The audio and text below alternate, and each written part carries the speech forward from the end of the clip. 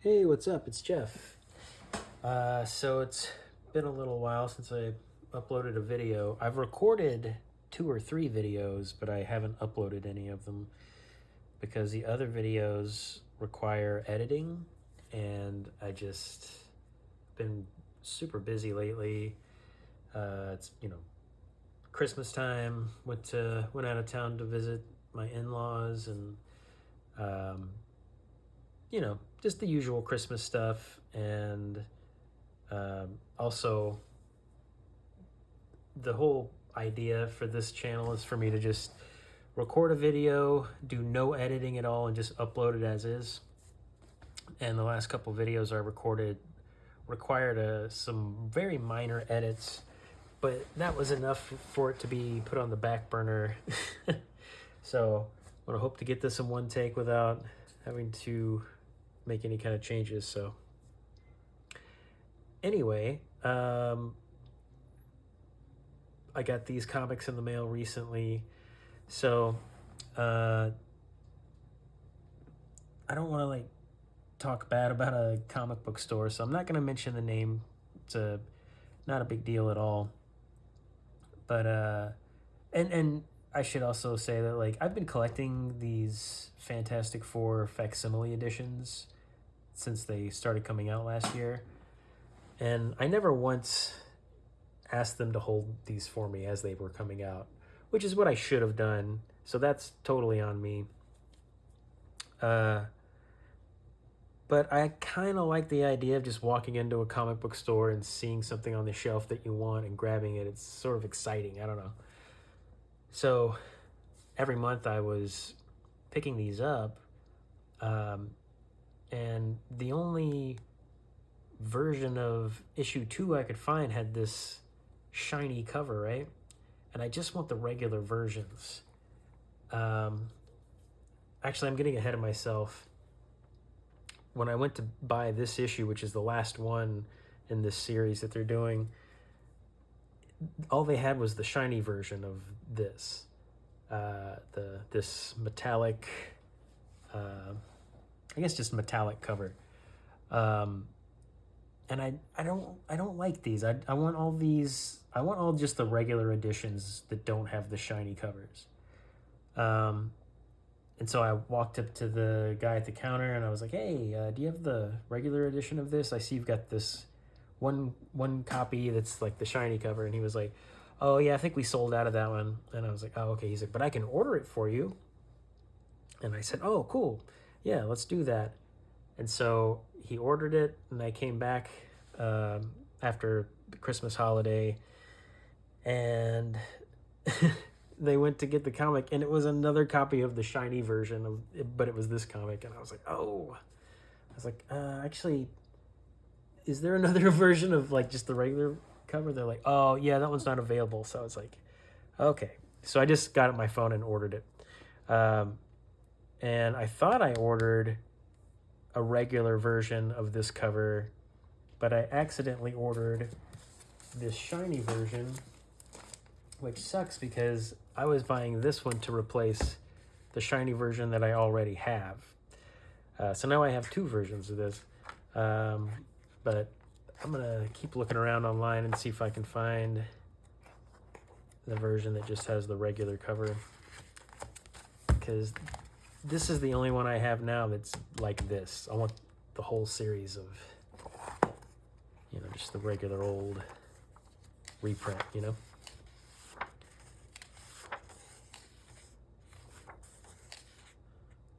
this, I haven't had a chance to flip through any of these comics I'm about to show you. But like what I'm seeing here, though. Oh, yeah. I love a good Thing versus Hulk fight.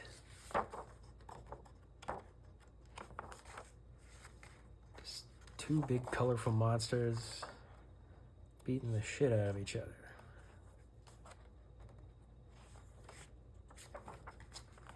Anyway, so I got those.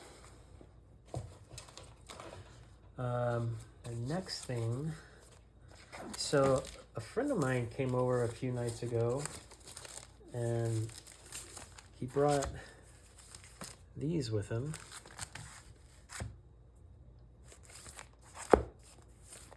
It's the first 12 issues of The Tick. And there's two books in each one of these, so this is what's on the other side. I think that's that one. Yeah.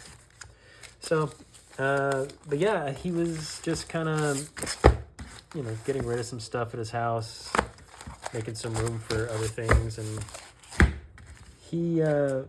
he's not necessarily a huge comic book fan himself, but he really liked The Tick, and so he wanted to get, you know, the full set of these, and he's had them for a few years and just gifted them to me. But I don't think any of these are the first printing, but like they look like really nice copies though. And you know how I feel about reprints. I am fully in favor, so 9th edition. Okay. Pretty cool. Yeah, this is a classic Tick here. So this issue I've actually read before. I used to have a book that had a bunch of Tick reprints in it, and yeah, these books are really funny. This is my favorite bit that I've ever read in The Tick is in this issue where he's fighting this Superman knockoff guy, and he loses his glasses, and so he has to think quick and like you know, give himself glasses with his fingers. But now that I thought I knew exactly where it was, and I was gonna pull it up right at that moment, but maybe it wasn't in this issue, or maybe I passed it. I don't know. It's a funny bit though. Anyway, yeah, so I got all these Tick books. Pretty sweet.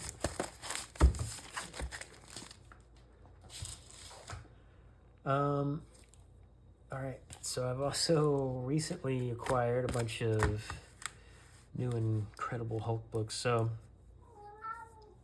oh boy, here goes my cat. He talks a lot. Okay, so let me take these out. So last year or the year before, on Free Comic Book Day, I went to Rick's Comic City in Nashville, and I got a huge run of Hulk comics, and it's the it was mostly just the Dale Keown run, but there is maybe I looked it up and there was maybe like 7 or 8 issues that I didn't have, and these are 2 of the issues that I didn't have already, so I've been kind of looking out for them.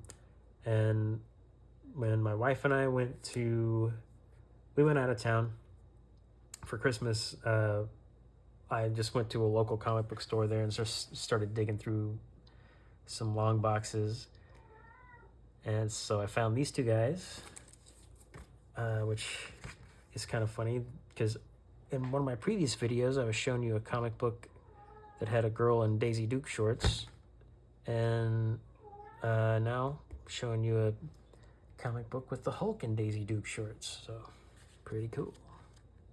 It's like a running theme. But yeah, I love Dale Keown's artwork.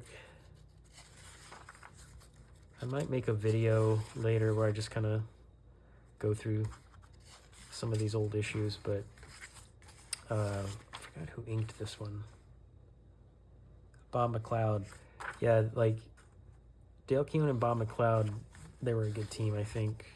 Because there's some later issues, and I don't know who it was, but there's a different inker, and it's like you can really tell the difference. I think it was, yeah, this issue has a different inker. This is another one that I found at that same comic book store. So Mark Farmer is the inker in this one. This isn't terrible or anything, but it's just, I feel like these other issues look a little nicer.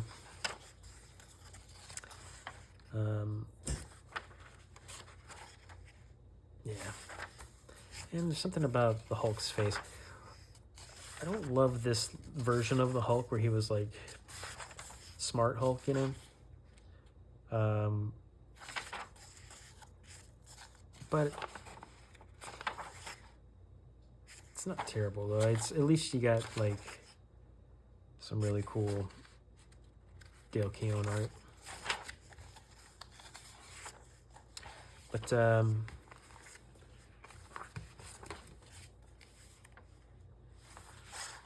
yeah, I really love this stuff. And I like the gray Hulk a lot too.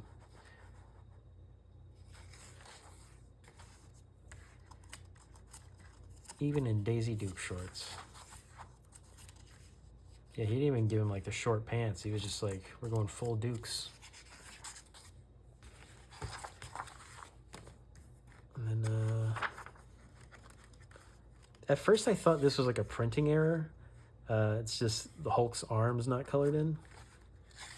Then you open to the next page, and it's like, I think this is where I first kind of noticed it. I was like, oh, they didn't color in the Hulk.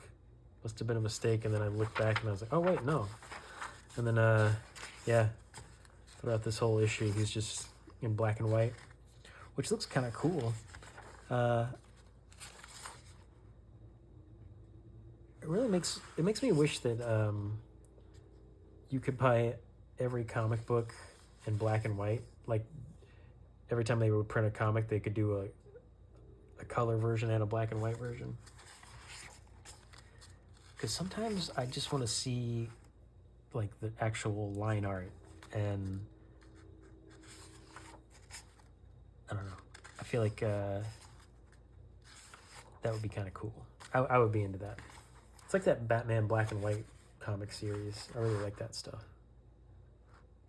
Look how cool that looks. Anywho, so I got these Hulk books. And, oh yeah, I also got this Hulk book.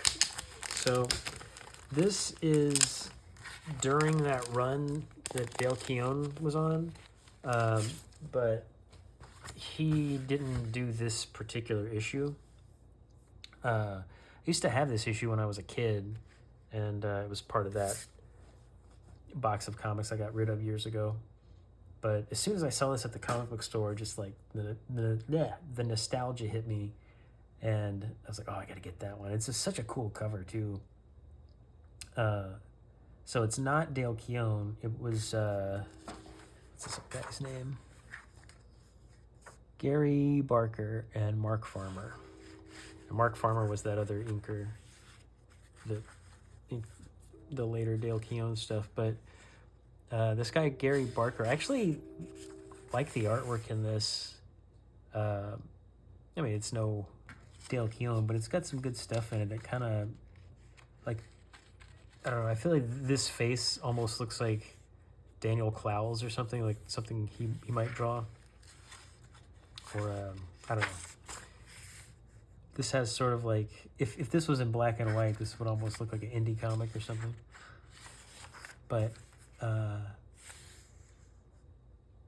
yeah, it's different. I think as a kid, it didn't really like stand out to me that this artist or anything. But now, as you know, I've really warmed up to a lot of different artists over the years that maybe I didn't like as a kid. You know, I really like this panel because I like how he did the trees in the background. I gotta remember that. In fact, just got some Post-it notes. Oh well, I'll do that later. I've been like trying to like keep tabs on cool artwork so I can reference it later. That's really awesome. But yeah, this is a guy, I don't really know anything else about this artist. I didn't try to look him up or anything, but maybe after this video I'll see if I can find anything else he's done. Because this is pretty good. I like this a lot. But I have a feeling this was like one of those like inventory stories where, you know, an artist would do just a standalone story about a certain comic book character, and then if the regular artist wasn't able to finish the next month's book in time, they had something that they could kind of go to fill in that gap while the regular artist caught up, you know. So I assume that's what this is, but I could be wrong. I'm wrong a lot. All right. Oh, here's a good one. This is a book that I thought I already had, but I checked the comic book app that I have on my phone where I scan all my comics in, and it showed that I didn't have it. So I got this at that same comic book store. It was in Columbus, Ohio. It's this comic book store called The Laughing Ogre. But yeah, it was fun, like digging through blog boxes in a different town that I'd never looked for comic books in. But anywho, I thought I had this comic book already, but I didn't. Classic Jim Lee book.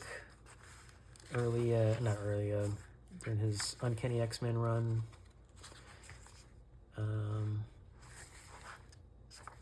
Really love this era of Jim Lee stuff. But I guess everybody does. It's not it's not a unique opinion that I'm having here. Oh yeah, check out that. Colossus. All right. See, this is why I have to edit videos. When I was a kid, I had this series of Jim Lee X-Men cards. Not the ones that everyone had, not those like official ones that were really nice. I had these ones that were like made by I don't remember what the company was called that made them, but they would take panels out of comic books and turn them into a card. And I remember this being a card, this panel, and I see that a lot throughout these old Jim Lee books. I'm like, oh yeah, that was a card in that set that I had, and they look terrible. They used this artwork, but they would like recolor it with this like bad airbrushing, and it was, you know, it was just some company trying to like make a buck off of the popularity of Jim Lee at the time, because they just used pre-existing artwork and turned it into a card set. But I was their mark, and I bought them. So, I got this book because it blends in with the background. No, I got this book because I was looking through some of my books recently and realized, like, I have a bunch of Extinction Agenda books, but I don't have the whole set. I don't have all of them. So I thought it'd be fun to kind of look for these, and I made a list on my phone of books to look for when I'm at comic book stores, and this was on there. Cartoonist Kayfabe did a video about Extinction Agenda, and I remember they talked about this book. This artwork's not bad. It's funny, like I said, like there's certain art that, as a kid, I would have hated this comic book. You know, like, you know, that's not what Cable looks like. That looks like an old man. But I think, you know, as an adult looking at this, I'm like, oh, this is actually not bad. I like, you know, kind of like that beast, you know? But yeah, there's some weird stuff in this book. Like this scene where, oh, anyway, I'll just move on. Anything worth talking about in here? Anyway, just got it because it's an Extinction Agenda book that I didn't already have, so there we go. X Factor 61. Let's See, now we're getting into books that I think I talked about in another video that I haven't uploaded yet, so I'm going to save those. I am going to show you one more thing, though, because I just got this in the mail today, and it was sitting on the doorstep when I came home, and I haven't even had a chance to look at it yet. Is this in frame? Yeah. Fiendish Monsters, The Horror Art of Bruce Timm. I just saw this on Instagram the other day. Like, I follow Bruce Timm, so maybe it was probably something that he posted about. But I didn't know about this book, and I looked it up, and it was like $20. I'm like, oh man, two of my favorite things: monsters and Bruce Timm art. So I had to get this. I love this cover. This Wolfman reminds me of like Jack Davis. It looks like a Jack Davis style drawing, but I love Bruce Timm. You know, he did Batman the Animated Series, and his stuff is awesome. He did a cool Nosferatu. Ooh. That's awesome. I mean, that looks like a Basil Gogos Famous Monsters of Film cover or something. Wow. Can you imagine doing all that stippling? This guy's got some patience. Oh, cool. Stephen King. Oh, it's so awesome. If you know me, you know I love Frankenstein. That is so awesome. I love the screen tone. It's like you can see through her dress. That's bad. Oh. Now I want to rip that off. I'm not going to, though. How cool is this? Oh, I love all this stuff. Oh, that's great.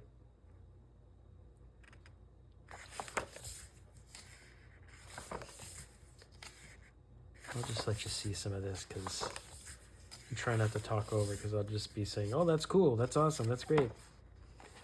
Don't really have anything else to add to that.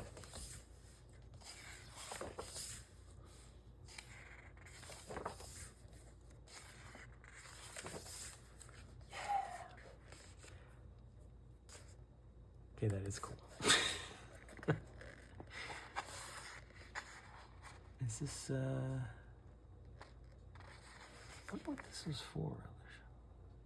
Because, I mean, this is from the Tales from the Crypt movie from the 70s, but I was like, I don't think these are from that movie. I don't know. Maybe it says over here. Little Shop number 20 is another of Dick's non-Hammer specials. This time devoted to Hammer's rival, Amicus Films. Oh, okay, I get it.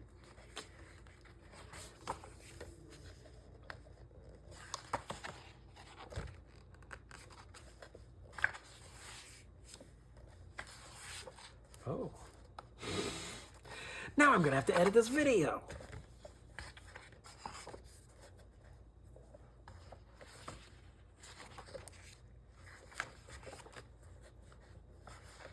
Yeah, maybe I should check.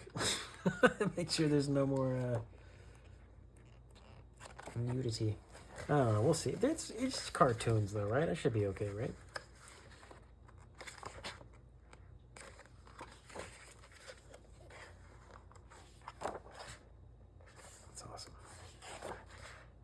Also awesome.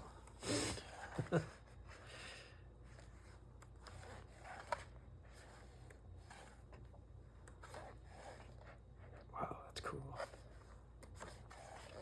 Whoa, whoa, no! Oh, look, the shock monster. Let's cover that up for the kids. It's a really great shock monster. Well, oh. Ghouly head.